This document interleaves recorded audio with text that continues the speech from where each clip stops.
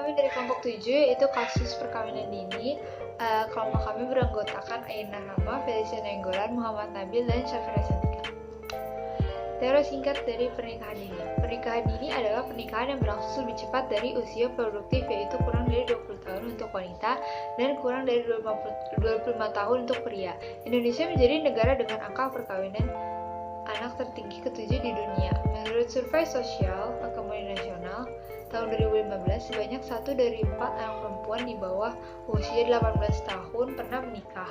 Angka tersebut menunjukkan bahwa Indonesia masih perlu menaruh perhatian lebih pada kasus pernikahan usia dini. Secara umum, pernikahan dini dipengaruhi oleh beberapa faktor, yaitu faktor-faktornya yang pertama ada faktor ekonomi. Itu dapat terjadi ketika di satu keluarga mengalami kesulitan ekonomi yang menyebabkan orang tuanya harus menikahi anaknya di usia dini untuk memperoleh kehidupan yang lebih layak dan untuk mengurangi beban ekonominya. Yang kedua, ada faktor tingkat pendidikan yang rendah. Itu dapat terjadi ketika orang tua tidak terlalu memikirkan apa dampak yang akan terjadi ketika anak memilih untuk menikah di usia dini. 3. Faktor adat atau tradisi juga dapat berpengaruh karena adanya kebiasaan pada suatu kelompok. Contohnya, seperti keyakinan untuk tidak menolak pinangan dari pria walaupun sang wanita belum berusia 16 tahun, karena hal tersebut dianggap menghina. Faktor ini diyakini menyumbang persentase angka kejadian pernikahan dini di Indonesia.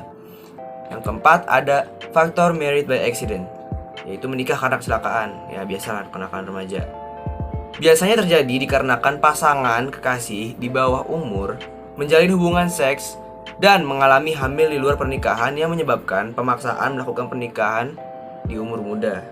Jadi ya karena kenakalan, jadi mau gak mau.